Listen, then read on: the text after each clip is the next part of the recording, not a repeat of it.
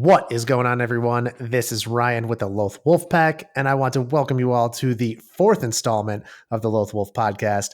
Today, I am joined by Jim, Chris, and making his podcast debut tonight, we've got Levi from the Brothers Dim tuning in.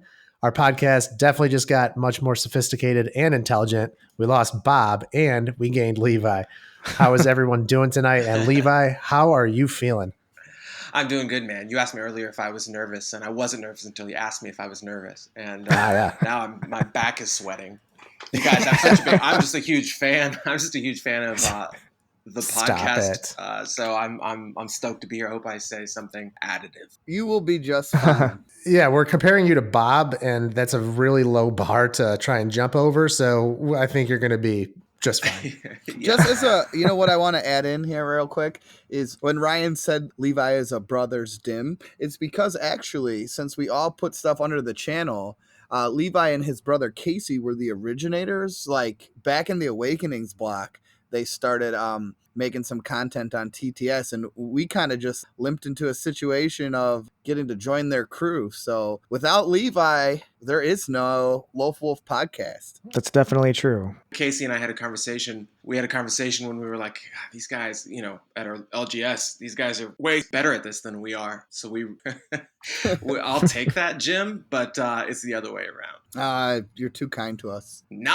So we have a very good episode for you guys. We're really excited about talking about kind of our topic, and not only that, but also the characters, because we're going to focus on some really iconic characters, not only from a Destiny standpoint, but the Star Wars universe as a whole. Before we get into the main topic of conversation, though, I do want to kind of touch on a tournament that happened last weekend. It is the German Nationals. This is kind of the big German tournament. We had kind of a downward swing, kind of like Gen Con. So we're seeing a kind of a trend here that's a little bit unsettling, but for this reason, or for this tournament specifically, I've seen a lot on the Discords and stuff that the reason that the turnout for this tournament specifically was down was because the European Nationals or Continentals are like next week or something like that. So a lot of people weren't booking like a trip this weekend and a trip next weekend. I think a lot of them are just planning on going to the big tournament, which is understandable. Hopefully the turnout for that is amazing. But anyway, 32 people at the German Nationals.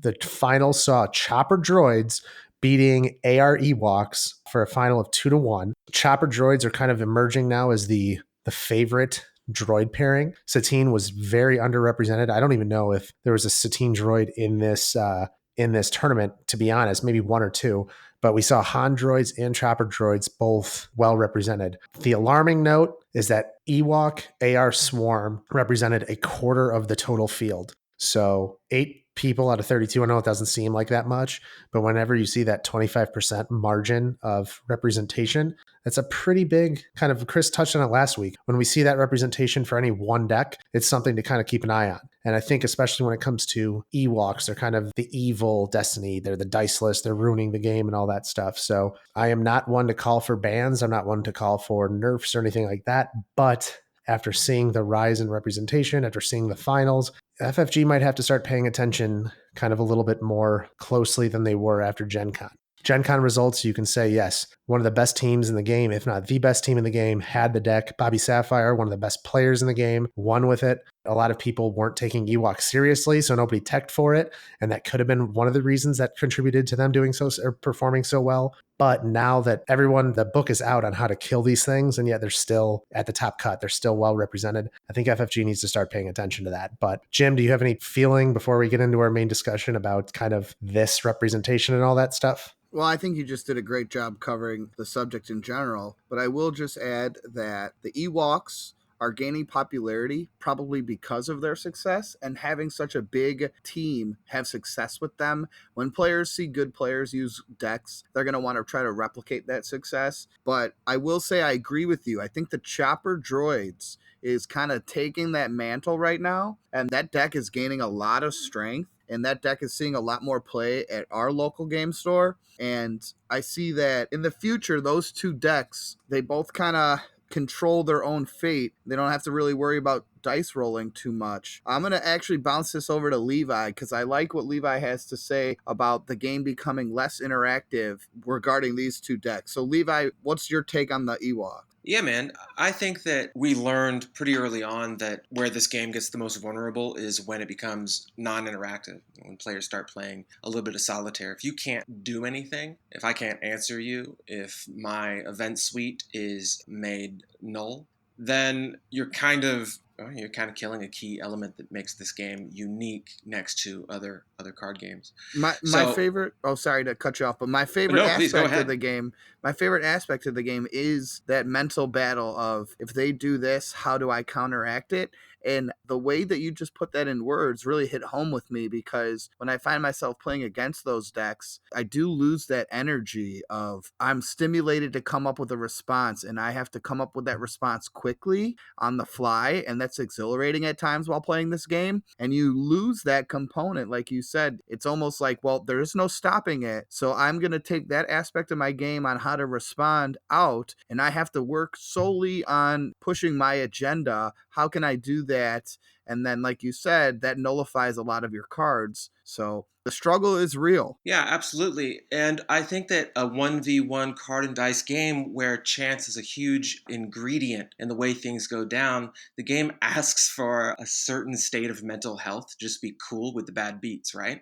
Like Yes. you got to roll with this game or it's going to eat you up. You know, you get petty. You can get petty pretty fast. But if you can't do anything about it, it's pretty hard not to bleed out of your ears, you know? Yeah, I agree. So that's one of the things that I've noticed about these two decks in particular. And droids don't bother me at all. Like, they don't bother me. I get why people are upset about them. They're above curve for sure. Ewoks are a little bit more bothersome to me personally, but I have a different kind of mindset than you guys, but I can get it. Like, the thing that Destiny has that no other card game has, like in Magic, in Yu-Gi-Oh, in Pokemon, you're always trying to find cards that give you the highest level of consistency when it comes to deck building and getting your big things on the table. Like Yu-Gi-Oh now, for those of you guys that follow, it's just degenerate because there's so many cards that just get your big things out. Whatever. I'm not going to talk about Yu-Gi-Oh, but with Destiny and the Destiny community, we've kind of become almost accepting of the amount of variance that the dice lend. You know, like we kind of toe that line between consistency and variance, where we want the game to be a certain level of random. And then when you have diceless characters that just do stuff like the Ewoks, or back when Thrawn Snoke made so much money they can just buy FFG, and that level of consistency where, oh, turn one, they're getting down a fist. It's guaranteed. Oh, Thrawn didn't roll the two money side. Let's just focus to the two money side. Oh, and by the way, Thrawn gets to call your best mitigation piece and get it out of your hand immediately. Like, when that level of consistency hits one of these decks, that's when the community starts kind of losing their mind. I don't know, Chris, you're the Magic guy. I don't know if you have anything to weigh in on here or whatever, but that's just kind of the way I've seen it as an outsider. Yeah, I think everyone's points are definitely valid, but I think kind of going back to what Levi said about when you play against Ewoks or play with Ewoks, mainly against it just seems more of a solitaire type game where it's just you not interacting with them and vice versa. Where, droid, you can still there's still die on the table for you and your events to interact with. So I think that's kind of where a lot of the negativity and that whole viewpoint comes from. But overall, I'm kind of going back to just the German national percentage points. Like you said, Ryan, 25% of Ewoks is definitely something to keep an eye on. Yeah, so we've talked in loads about Ewoks. We're going to kind of stop right now unless somebody has something dire that they need to say. But moving on to the main discussion here. The title of the episode is kind of Scum and Villainy. And over the last few sets, we've seen kind of the designers push towards building different archetypes, whether that be the droids, whether that be the Ewoks or the troopers or Jedi, etc., whatever it is. And it's something that personally I have been a massive fan of. I love when there's subtypes in games and those subtypes all feel differently, because originally in the Awakenings block and even Legacies, you had three colors. You had hero and villain, and then you had red, blue, yellow. And that was it. And like towards Legacies, blue kind of started feeling a little bit, oh, the blue heroes are shieldy and the yellows do some tricks and they make money and they have the best removal, but their characters are pretty okay. The reds are the troopers and they need the battlefield and all that stuff. So they each started to have their own identities. Now we're kind of seeing subtypes and subcategories in those colors, and they all feel completely different. And I've loved every second of it. We've seen these archetypes get a ton of support. And because of that support, we've seen highly competitive archetypes kind of rise up. And examples again, droids, Ewoks, even Phasma troopers last set. She was really good with all the trooper support that she got. And one group that has gotten a bunch of support, but really hasn't been that competitive yet, has been the bounty hunters. We've seen over the last 2 sets, the convergence block, we've had Jabba, we've had Forlom, we've had Zuckuss, IG-88, Jango,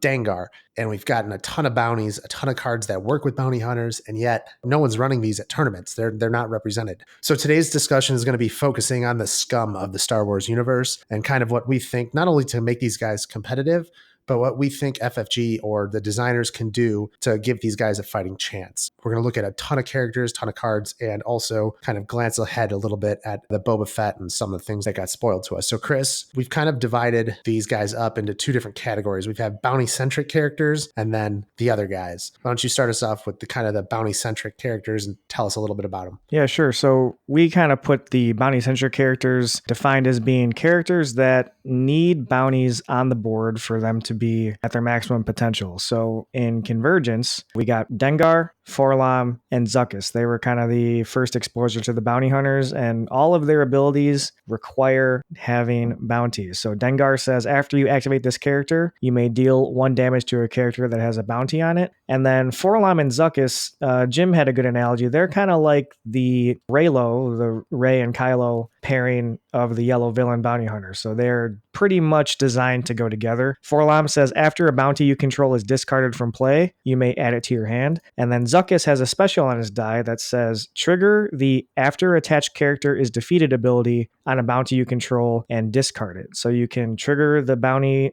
with Zuckuss, but if you have Forlom in play, it comes back to your hand. So these 2 are designed to go together. Dengar is kind of more of just a general vanilla, have bounties out, deal damage type character. And then in Spark of Hope, we also got IG-88. And he has a power action that says resolve 1 of your bounty hunter dice, showing ranged or melee damage against any number of characters that have a bounty on them. So similar to Dengar, he's kind of just more vanilla, doesn't have an obvious partner, but definitely still has the bounty synergy going for them. So to this point, these characters and this whole theme of mono yellow villain bounty hunters hasn't really seen any sort of high competitive play. But, as far as FFG creating characters that are thematic and, cool and kind of showcasing and highlighting the new mechanic of the downgrade bounties, I think all these characters are really cool. And then from playing them, they're definitely fun to play. So I don't know what you guys think, if you guys have any experience playing them or playing against them. Well, so I look at these 4 guys specifically, Remix.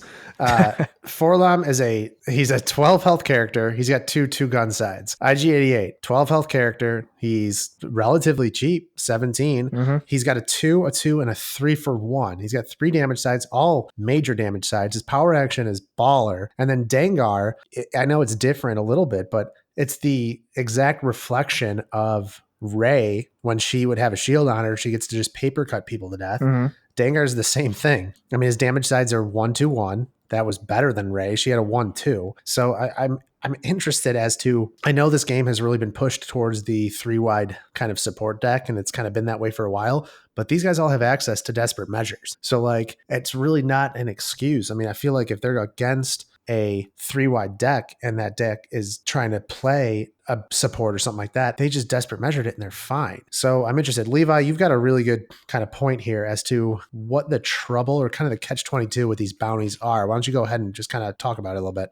I would add that whenever you play monocolor anything, you are having to leverage the ways in which you're being punished for doing so, right? Kylo 2 taught us that. But the main way you're punished by playing mono is that your event suite suddenly becomes limited. So you take that, right? Whenever you're building a deck, and this sounds obvious, so I apologize, but you have a upgrade suite, you have a support suite, you have an event suite. And then with bounty hunters, you suddenly are adding a bounty suite to your deck, which, let's say if you want to see those bounties, if you're not playing bounty board, which will take up more real estate, then you're talking maybe if you want to see those bounties, you get 15, 20% of your deck, I guess, if you're really leaning into what the character design is asking you to do.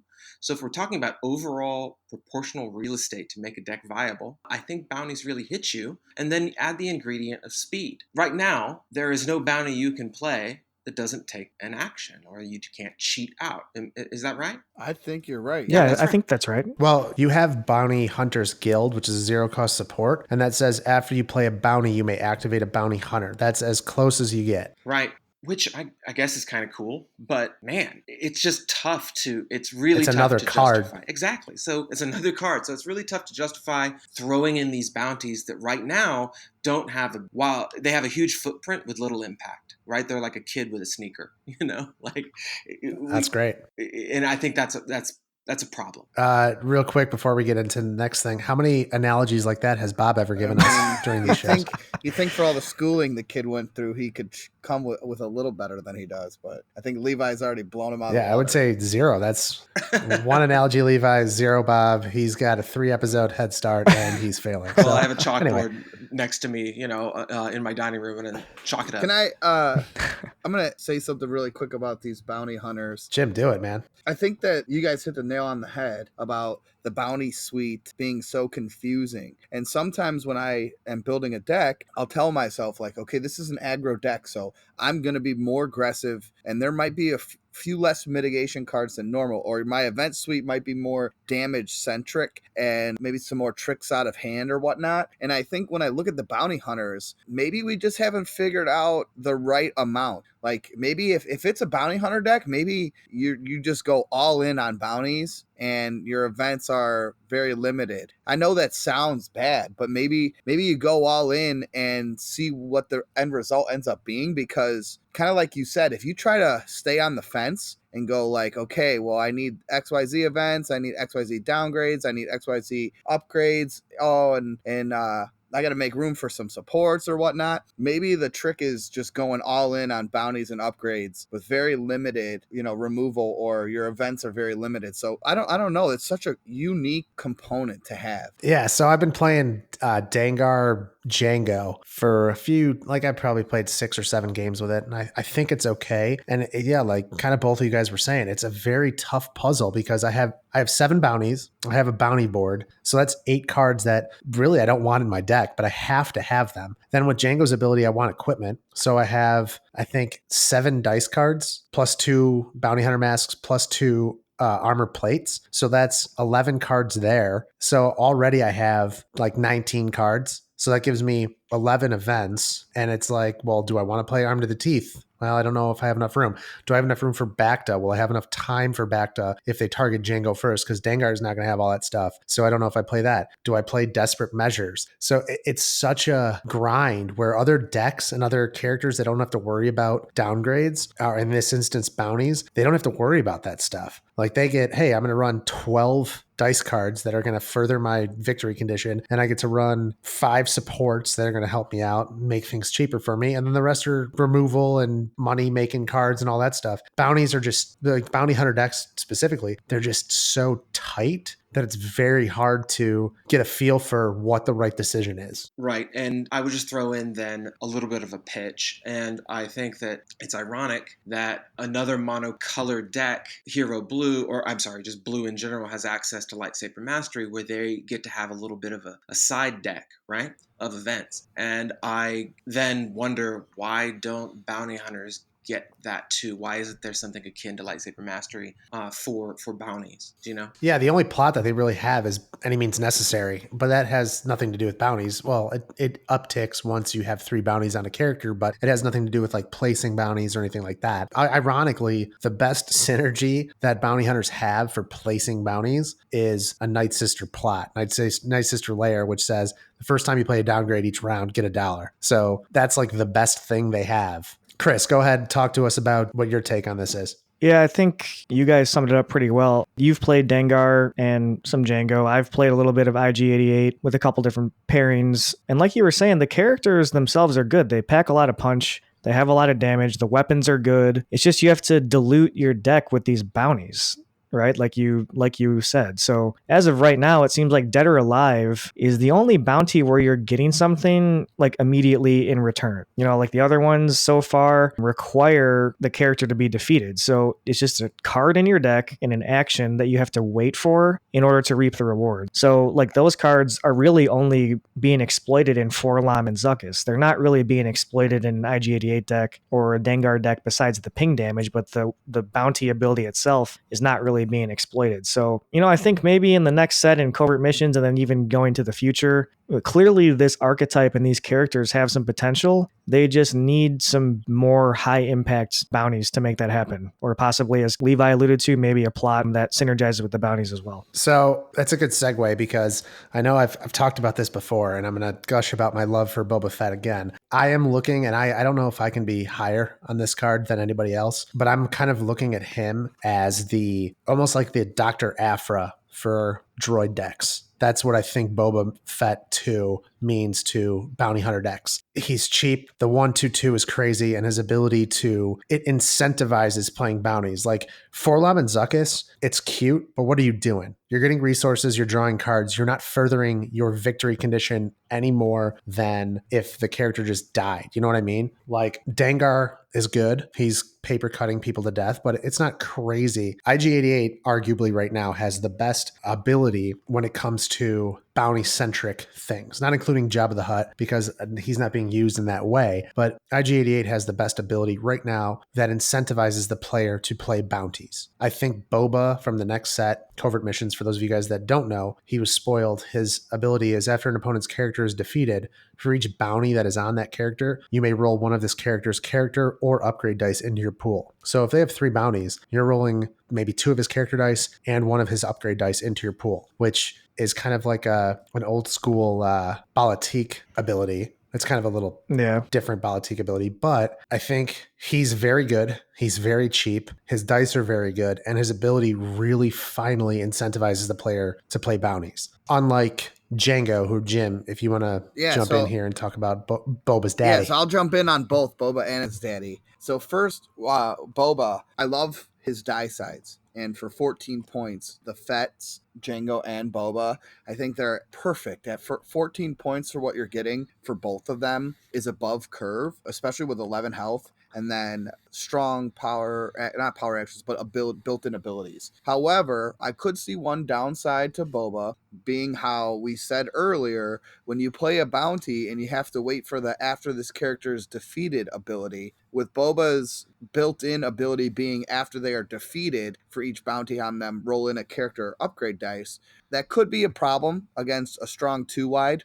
If they're going against a deck that has 2, tankier characters, that ability only gets triggered once. Can it swing a matchup? Absolutely. Can it be a game changer? For sure. But to have to wait so long to be able to use his ability could be a downfall. I know you're gushing over him, and I'm excited to play with him as well, because I love that you can play father-son for 28 points and then have a 2-cost plot, and hopefully they release, like Levi was saying, a bounty hunter plot maybe for 2 points that will go perfectly with the father-son pairing here. So Boba, I'm excited to get my hands on. I don't want to say like I was dogging him, just something to think about, how many times are you really going to be able to get that ability off. But definitely. Talking with you prior to the show, you had a good point about one of the more, if you're playing against the 2 meta decks right now, it could be really strong. So, and before we get into Django, I'm sorry to counter your counterpoint here. Yeah, Boba, he kind of like, so we'll start off with the 2 meta decks. He's very good against droids. He's very good against Ewoks, where he's kind of like a Mr. Bones against Ewoks, where he's just going to keep going down the line. But they all have to have bounties. I was going to say, they have to have bounties. Yeah, I get it. And hopefully we get some more 0-cost bounties or something like that. And maybe we get a bounty or 2 that incentivize playing and that fit into a deck a little bit better than we've got now. But he could do that theoretically. I mean, even against Ewoks, if you can put a bounty on maybe 2 or 3 Ewoks and then roll 1 die in after you kill 1, maybe that's the strategy to do. And one of the things that you triggered, let's say you're going against like a big little, like a Maul, I don't know, Sentinel or a Maul, whoever. An interesting like kind of puzzle that people are going to have to face with Boba. Is it almost more worthwhile to target down the small in a big little matchup, like load up that person with bounties and then save the big for after Boba gets his ability off? It's an interesting kind of puzzle that I think Boba brings forth that nobody else in the game right now really does. Yeah, I agree. Like, you're going to want to kill fast with Boba. That's why they gave him great die sides, because he is a character that's so dependent on after you defeat someone. So I love Boba. I love your counterpoints that you made. I do want to talk about Django a bit, because ever since he has come out, I have played a lot of Django. I was running Django with Iden for a long time. Now I'm actually running an elite Django one-die Maul deck, and I've actually had a lot of success with it. And it's because I think Django gets overshadowed, and we don't classify him as a normal bounty hunter because his ability has nothing to do with any of the bounty hunters or bounties that you have gotten in the last 2 sets. With his ability being equipment related, he's more of an on his own character. He's more of a, he can be put as a flex play for 14 points in a lot of decks and off colored. He doesn't have to be mono yellow. He can go with other people and other pairings. People have used him with Asajj. I use him with Maul. People have used him with other yellow characters. He's so flexible. I've used him with Iden, like I said. So I think Boba is going to be awesome with his dad, because you are going to have to fight a little bit, like we said, with yourself. If you were to run like a Boba Django deck, you're going to have to fight with yourself on what's the right amount of equipments to bounties that I have to put in this deck. But if you're talking just about Django himself, he's awesome that you can load him up, have a Bacta or 2 in your deck, heal, gain additional health via those bounty hunter masks, and make money as you're doing it, as you're playing these cards. Arm to the teeth. So bang. Yeah, exactly. So a strategy that I've taken with Boba recently, because he is so different, and I said I've been playing, or Jenga, I'm sorry, thank you. I've been playing him with Maul, is I've been putting a lot of the 0-cost equipments in my deck, and turn 1, I play a bounty hunter mask or a quick draw holster or whatever that holster is, excuse me. You know, the gray one I'm talking about. Quick draw holster. Yeah.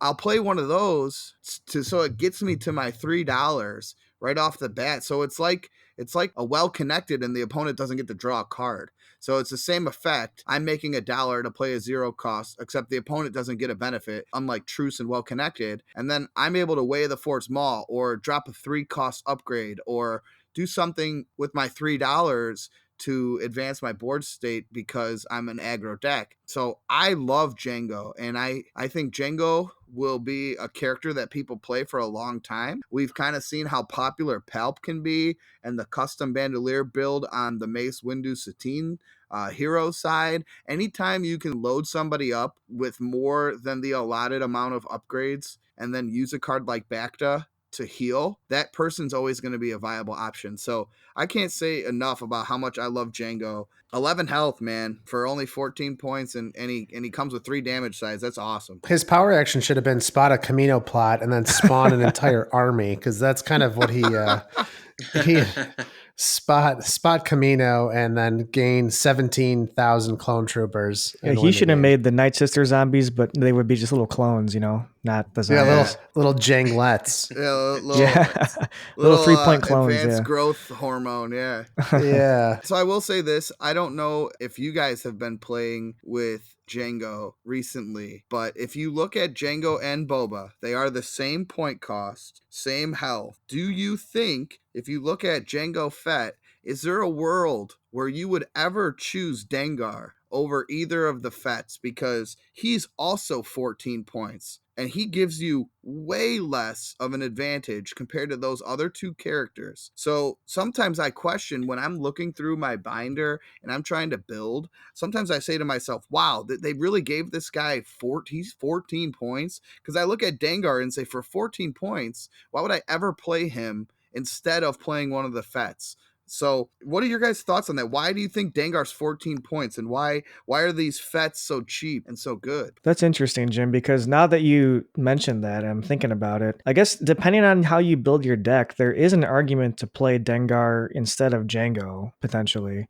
I mean, if you're loading up on the bounties, Dengar is technically going to be doing damage a little bit faster than Django is. And they have the same die size, yeah. So a 1-2-1. Right, and then the disrupts also line up. Is... The disrupts line up a little bit better because Django doesn't have a disrupt. So yes, I think it's gonna be an interesting thing once Boba comes out to kind of experiment with these different options of character pairings for this deck. Oh, that's a great point. If you disrespect my boy Dengar one more time, I actually just said that's a great point because, like how Chris just said, if Boba's more synergetic with having bounties on the board, then maybe Dengar is the better partner. So I do think that's smart. So my way of looking at it, so right now I'm playing Django Dengar, and I've been playing it for a little bit, and it's been working out pretty well, better than I expected. When Boba comes out, I will solely play, not solely, but the first deck that I'm going to build is going to be Boba Django, and I'm not even going to think about Dengar, and I'm going to tell you why. The best thing that the bounty hunters have going for them right now is that you don't know who the target is. So I've had games where the person has targeted down Dengar first, and it takes a little bit with removal that you do have with armor plate and all that stuff. It takes a while to kill one of these characters, and all the time now I throw a pulse cannon on Django. Oh, I kill a character, so now I have 35,000 resources, so I can throw another pulse cannon, 2 gauntlet rockets, 2 bounty hunter masks, and by the time Dengar's dead, I have a 14 or 13 health Django with 2 armor plates, 2 pulse cannons, and 2 gauntlet rockets, and I'm rolling in 45 dice. And it's like, good luck. I think Boba complicates that formula and that puzzle even more for your opponent, because if they target down Boba because his dice are better, he's arguably got a better ability, you're just the whole time you're throwing crap on Django, and you're like, oh, hey, go ahead, kill Boba, it's fine. If they go for Boba or Django, you don't care. Boba's probably the better character. So you're throwing a pulse cannon on Boba. You're throwing gauntlet rockets on Boba. You're throwing all this stuff on Boba and trying to keep him alive. And I know he has an equipment limit, unlike Django. But if I'm looking at that die side with a pulse cannon, a gauntlet rockets, and maybe another gauntlet rockets, forget it. Like, that's, no one is coming back from that. So I think Boba really adds to that puzzle, and I think it's gonna be a hard deck to kill. It's spicy. Yeah, well, if you're speaking from, your recent XP, it's pretty hard to argue with, since you have reps with the deck and playing with Django and all the things you said. It definitely does put the opponent in a conundrum of what they want to do and who they want to kill. So it's definitely a good point. Yeah, I'm going to run it at the local tomorrow, and I'm going to see how it does kind of against like stiffer decks and see what everybody brings. But I think it's good, and I think Boba just makes it that much better. Okay, I got a question for you guys then. Hit it. And Levi, you've been a little quiet, so I'll start with you. The Jabba the Hutt legendary that we got from Convergence, 13 cost only. Is there ever going to be like a Jabba / IG-88 type deck where, since Jabba can pull bounties out of the deck and find them for you, we kind of talked about the issue of there's nothing that you can really do to cheat out bounties or action cheat and get people in, but the Jabba, even though he is not a bounty hunter himself, him being a leader scoundrel, he does have the ability to reveal a bounty or search the top 4, reveal a bounty or an event if you don't find a bounty, and add it to your hand. So do you think that people are sleeping on Jabba in a bounty regard, or should we not even be thinking about it? I don't think people are sleeping on it. I think he's well vetted in terms of what that bounty ability can and can't do. I think before bounties have deeper impact and higher value to your and your opponent's board state, I don't think it makes a lot of sense to run a single bounty hunter with a support whose main function is to find those bounties that are already eating up space in your deck. And I hope that doesn't sound negative. I think Jabba is better suited to pull events. Yeah, I would agree. I think that kind of goes back to Ryan's point about the partner thing. Who do you kill first? Right now, anyway, if you have IG and Jabba, it's like there's no question of who you're killing first. You're going to kill IG-88 immediately, right? Mm-hmm. Yeah, like I get a droid deck. I can ask 3 people, who do you kill first? Either Chopper R2, or I should say Satine R2 or C3PO, and I might get 3 different answers. Yeah. In Jabba and IG-88, if anybody says Jabba, I mean, well, more or less, I guess I wasn't proposing. I didn't propose this question to say like obviously that's the case. No, I'm with you, Jim. But I'm with you. I was proposing it in the sense that when they made him, they obviously thought that having someone to tutor bounties could be important. And he is in convergence. So like maybe in the next couple of sets, maybe there is some type of crazy bounty that comes out that getting that card, or I just don't know where he slots in the bounty scheme. And like you guys said, he doesn't really have a home right now, but maybe that doesn't mean you don't play him at 1 die for 10 just for his ability and see what you can do. Yeah, I think that kind of just emphasizes Levi's point to where at the moment there just isn't the bounty that's worthwhile enough right now to have that part of your bounty hunter deck. So far we've just kind of seen him in the generic make the money 3-wide support deck because he's also good at that. Yeah. I will say that I think Jabba, the one thing that, like to Jim's point, Jabba allows you to play fewer bounties than you would in a normal like 2-wide deck, like a Django Dangar deck. You know what I mean? Because and you can still find them anyway. Yeah. Correct. So I think that that's kind of a thing that people are sleeping on in terms of bounty centric decks, that you don't have to play 8 or 7 of them. If maybe in your opener you get 1 and then Jabba just gets to say, hey, I'm going to search for another one. I'll find you 2. Don't worry about it. And then in worst case scenario, you just pull another yellow event from your hand and then you're good. So I think that might be a kind of a thing that really people haven't explored with Jabba yet. That'll be interesting to see going forward, especially in the next set when we do have 6 sets worth of support for a support character like Jabba. It'll just be interesting to see. Moving on. So we're going to talk about bounties kind of in general here. We've kind of touched on it before that we don't think they're like, we need them to be a little bit more powerful. We need more from them. Levi, I know you feel pretty strongly about this. What do you got?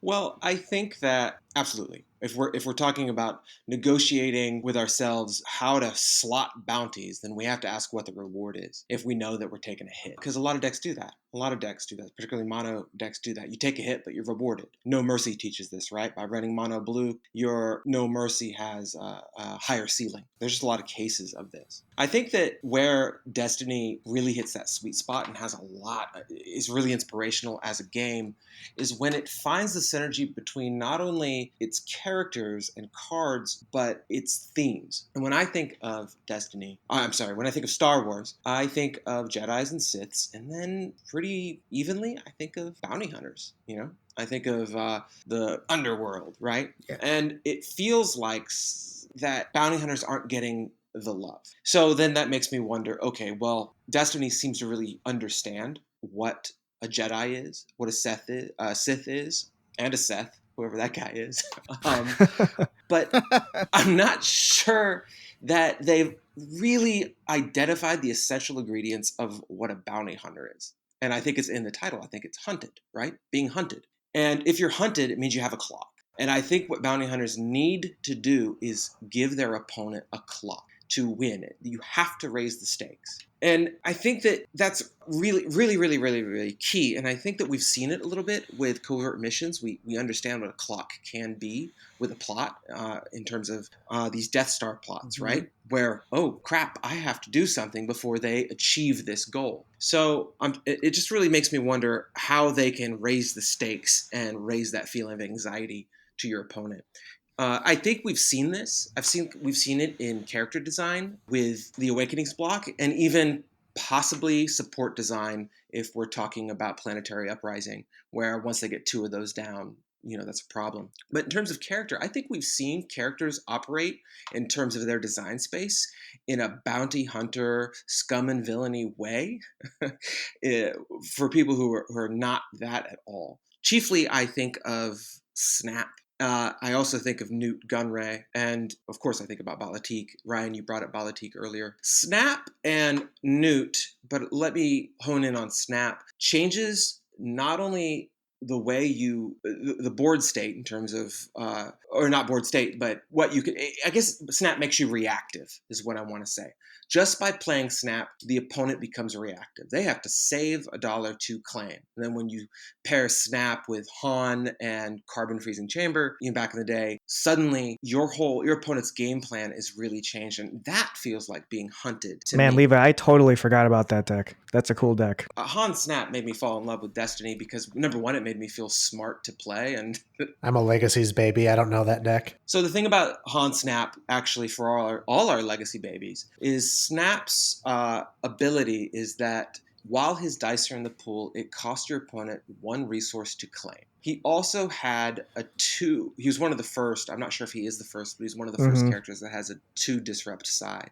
Running him in a speedy deck means that he's effectively stealing your resources and then stalling you, and then you run him with Han. Before Fast Hands was, before it was yellow character only, you could put Fast Hands on Snap, take your resources, have his dice in the pool, and then run Carbon Freezing Chamber, coupling that with Planetary Uprising, which does 2 damage on claim to your opponent. That's so gross. It is gross. It is gross, and it is slightly degenerate, but it is... Yeah, we complain about Ewoks. Yeah, but these guys are squishy. You know, I think... Gosh, Chris, maybe you remember. I mean, original Han, Legendary Han had 10 HP. Snap had 8. Yes. So you were running. Snap had 8, yeah. Yeah, you're running on a razor. And Snap's dice suck. But with Han's ability his shield, he could get you chunky, and his gun was the bee's knees back in the day. You know, the heavy blaster. So I guess what I'm saying is that we've seen mechanics and designs that feel super Scum and Villainy, but just placed in the wrong way. And I wonder if FFG is afraid to dip their dip their toes back in this water. And I wonder about their blind spots in this territory. And with that, I'm starting to think about how I certainly have a couple ideas for bounties that would be connected to this. I think about, why isn't there a bounty? Or could there be a bounty that makes your opponent pay a resource to claim? Could there be a bounty that makes them discard an event every time they activate? Something that Levi chokes your opponent. This is so interesting because the way that you are explaining this is really hitting home and driving home the theme. And as you're talking, I'm getting excited at the thought of like some legendary bounty. Could you imagine a legendary bounty that put a clock that put a clock on them that said at the end of every round, this player, because bounties are, it's money, or if you don't pay me your money, Han Solo, I'm going to kill you. Yeah, but it doesn't have to be legendary. Is like a... Hold on. I know. Okay, just let me finish. Could you imagine a bounty that's upscaled and it said, at the end of every round, you either take a damage or you pay $1. At the end of the next round, you either pay 2 or take 2 damage. Something that does put a clock on you. Like, oh my gosh, this bounty's going to stack. Or I'm not saying that's the bounty, but something that does put a clock on, okay, I either have to pay them or I'm taking damage, or like Levi said, a bounty that's like, I got to pay money to do X, Y, Z, because bounties are all about making the money. You're either killing them and making the money, or you're bringing them in for the reward. It's about cheese. Or they're paying you off. It's about cheese. So I love the idea of some type of clock that, like you said, maybe a bounty that every round, if you don't pay them, you're taking damage. And that synergizes well with the theme of, if you don't pay me, I'm going to kill you. So that's so cool. I definitely think of. Yeah, I definitely agree, Jim. I'm sorry for trying to interrupt you there, but I don't know if it'll be legendary, but I definitely agree that's something like the whole point about a bounty hunter, right? It's pressure. Like Han Solo in the movies was terrified of Boba Fett. He was terrified of Jabba.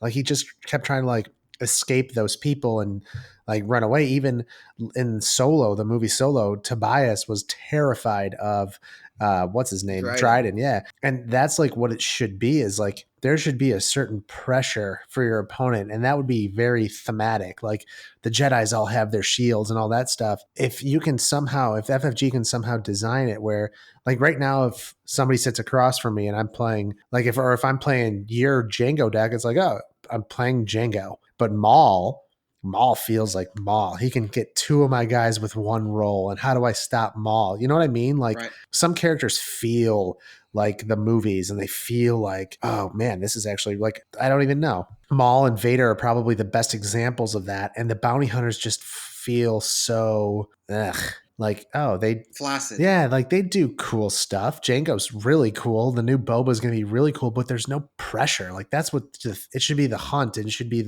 your opponent should be nervous to like, man, this should be a decision. Do I want to pay them off? That is such a smart comment that you made, because Han Solo in the movies has the money to pay off Jabba, but he knows he doesn't want to pay off Jabba because he would rather spend the money on other stuff. Yeah. And could you imagine, you want to play this upgrade, but at the end of the round, if you have to pay off the bounty hunter $1, if you don't have $1 by the end of the round, they're going to deal 2 damage to you or 3 damage to you. You're going to sit there and think to yourself, whoa, should I play this upgrade? Like, is that the right move? Can I afford to take that chance? And Jim, just to add on to that, and I know we're in pitch territory, but okay, cool, play that upgrade and take a damage. Or could you imagine a downgrade that said, or a bounty that said your opponent must pay 1 additional resource per upgrade they play on this character? Oh, that'd be insane. Like, but it would be thematic. Like, hey, you're charging the tax. Like, that's the type of stuff. Like, now you're messing with their resources, and now it's like, man, is this 2 costs now 3 costs? Is it worth it? Like, what am I going to do? Yeah. So I think if I can jump in real quick, Levi, I love everything you said about, your analysis of maybe making the bounty hunter theme a little bit different, and kind of all those things that you said about what it could be and character design before and things like that felt bounty hunter-ish, that weren't on bounty hunters.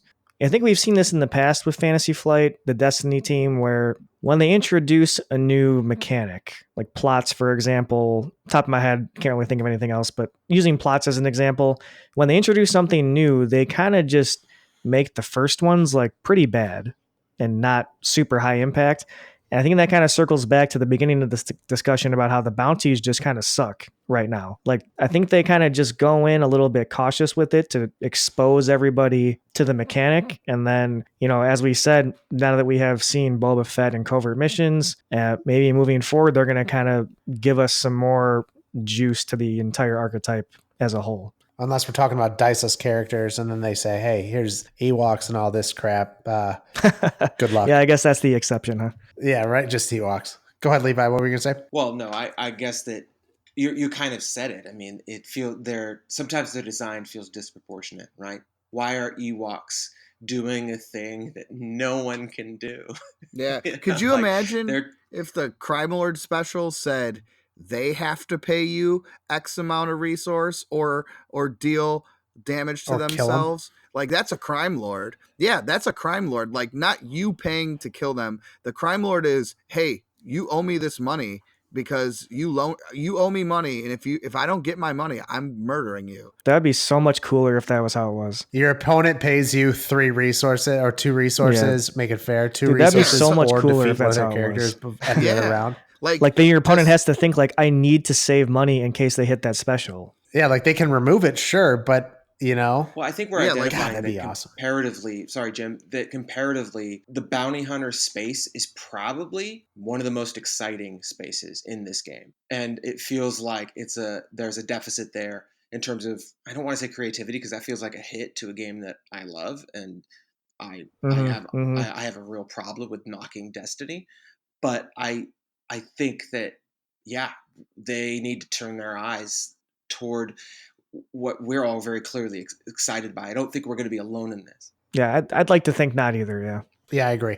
All right. So has everyone said all that they need to say about the bounty hunters and all that stuff? I think we had fantastic discussion. I mean, I really was listening back on this. Is going to be a great thing. Yeah, that went a lot deeper in the tank than I thought it was going to be. And it was pretty fun. I liked it. Mainly because Bob's not here and Levi is, I think. I would say that's totally probably true. I would say that's probably the main. The fun fact. The fun fact for our listeners is Bob's actually the guy that edits our shows. So we're gonna send this to him, and he's gonna have to listen to us ragdoll him on the show, and he has to edit it before we can even post it. And so he is a key cog to the system, and he's gonna sit there and be like, "These guys, man, come on." He's gonna do that thing like where it's like he replaces his name every time with like a robotic and just gonna say Jim was really like yeah. Hey, well, we said you mentioned it in the open, Ryan. We said Levi's here and Bob's not, so we're gaining some credibility here right off the go. Oh, 100%. It's not even close. I'll take it. All right, moving on.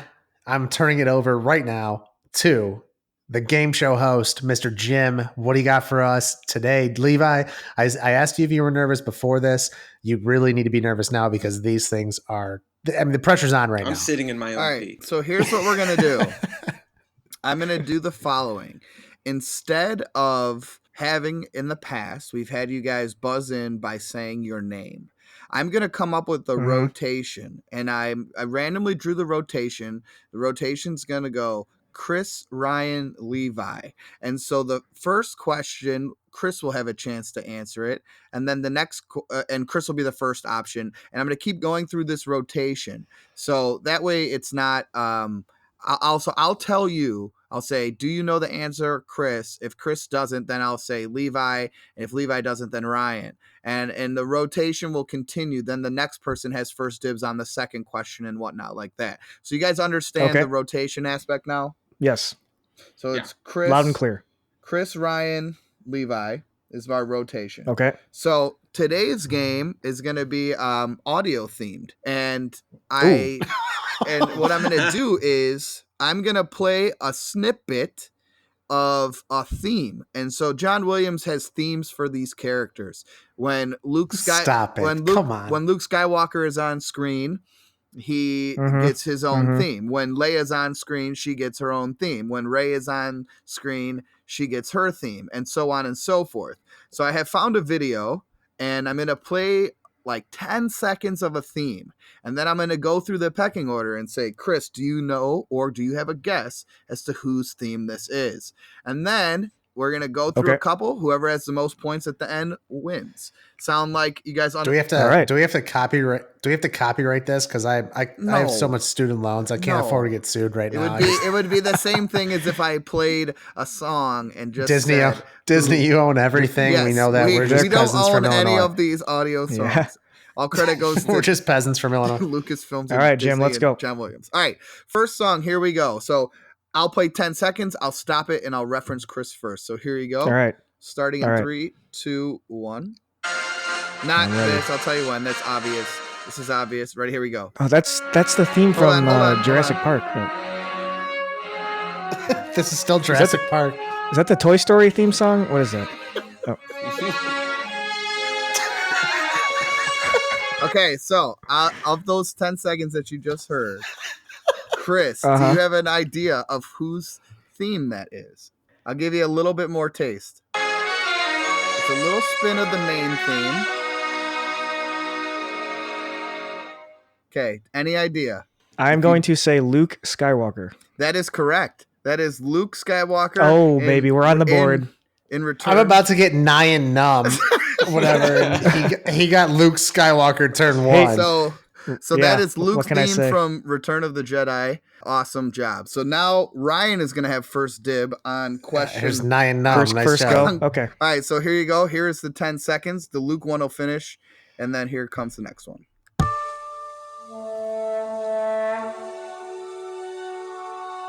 Oh, yeah, I got this one. Hell yeah. Hold on. Let it ride.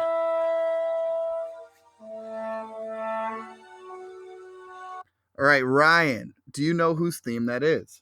I do. Okay, give it. This is the princess herself, Leia Organa. That is correct. So you are awarded a point. All right. Thank you, sir. Levi, ding, ding. He's stacking, Jim. There's no way that you're going to do. Levi, you're about to get like cast. They are stacking a little bit, but it doesn't. This feels corrupt as hell. I'll give you this is I'm going to give you the movie on this one because it is something that might be a little bit harder. It's the holiday special. Episode 4. Yeah. All right, here we go. Levi gets first claim on this audio clip. Here we go.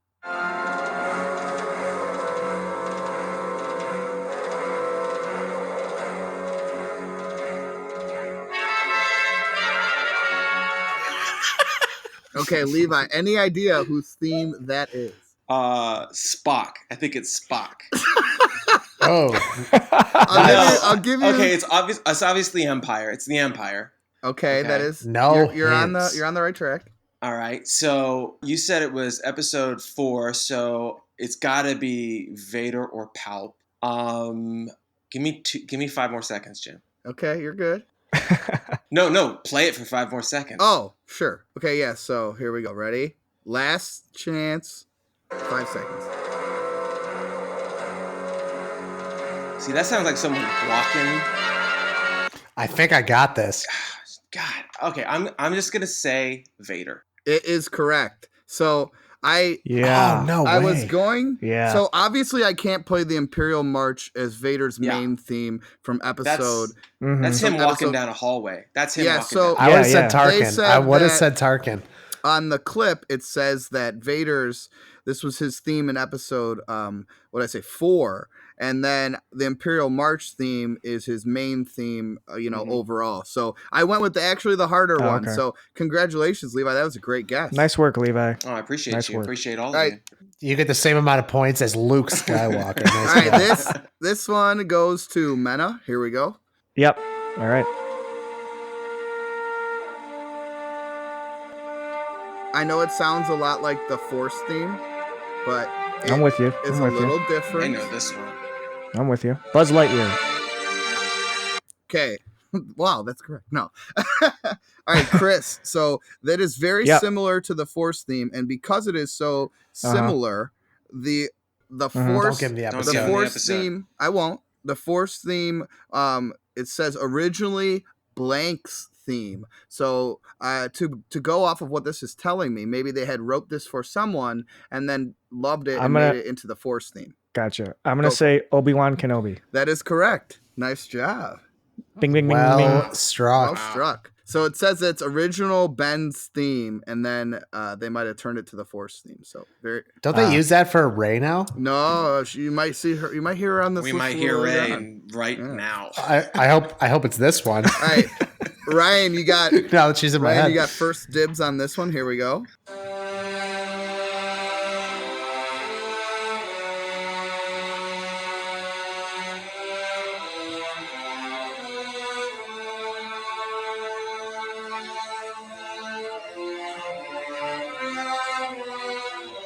Okay, Ryan. Any idea whose theme? God, that I'm is? so bad with this stuff. God, I feel like I have to stick with the episode 4 theme that's going on right now. But is it Han? It is not Han.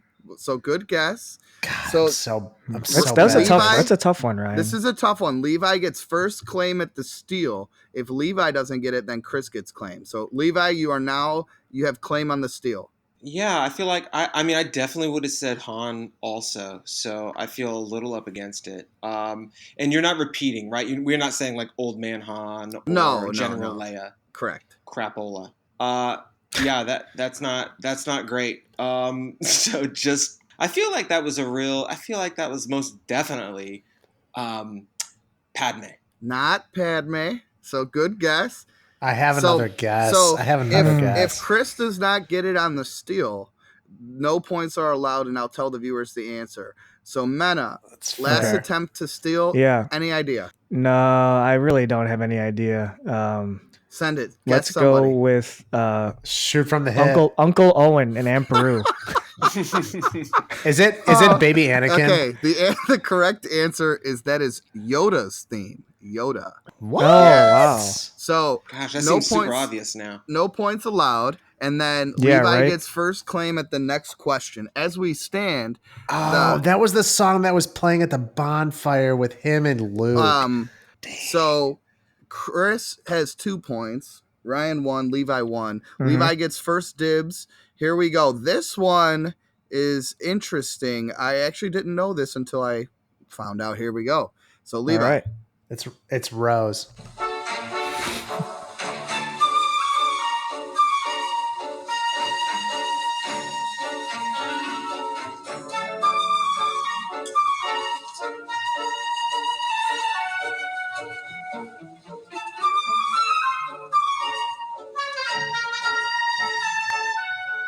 Any idea, Levi? Well, yeah, I have an idea, but I don't think I'm going to be right. My question for you is: are we sticking in? Are we talking the originals?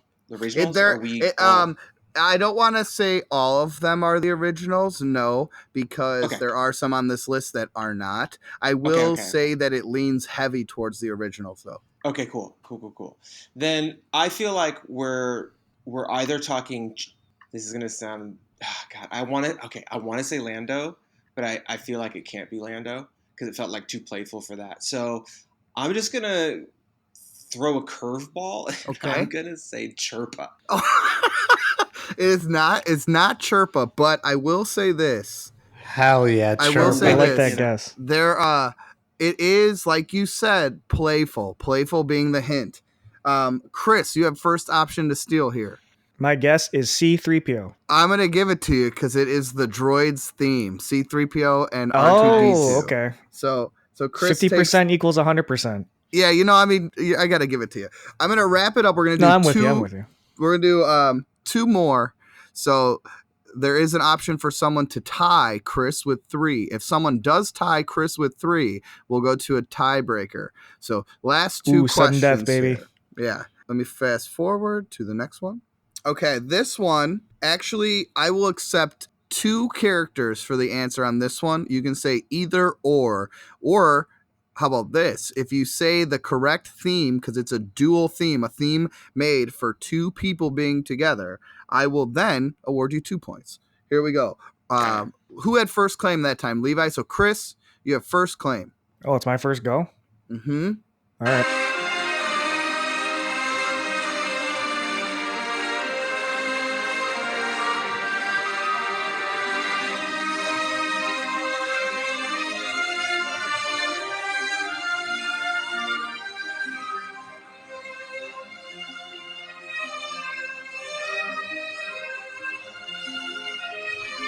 All right, Chris, what do you think? Let's guess Luke and Leia. That is incorrect. Ryan, you have first claim on the steal. Anakin and Padme. You are now awarded 2 points. That is correct. That is, Anakin and Padme. So now there is a tie. I will also do one more dual theme. And if Levi gets it, even though Ryan does have first claim on this next question, but if Levi can steal, then we would have a 3-way tie for 3 points and do an ultimate tiebreaker.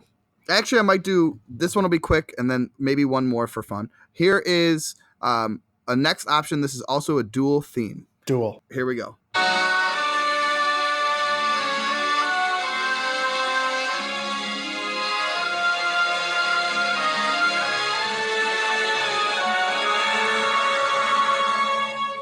Any thoughts? I'll just say Han and Leia. Yeah. I was going to say Han and Leia. It's my turn. You know what? It is Ryan's turn, but I thought you said me. I thought to make it a three-way tie. I said if you could get it. But you know what? That's right. And I'm feeling frisky. So we're going 3-way tie, baby. That is Han and Leia. I'm so sorry. No, I love it. So we're going to I know that you had it. So here we go. Final one. And since it's a 3-way tie, the second you think you know it, buzz in via your name. Say your name. I'll pause the song. Here we go.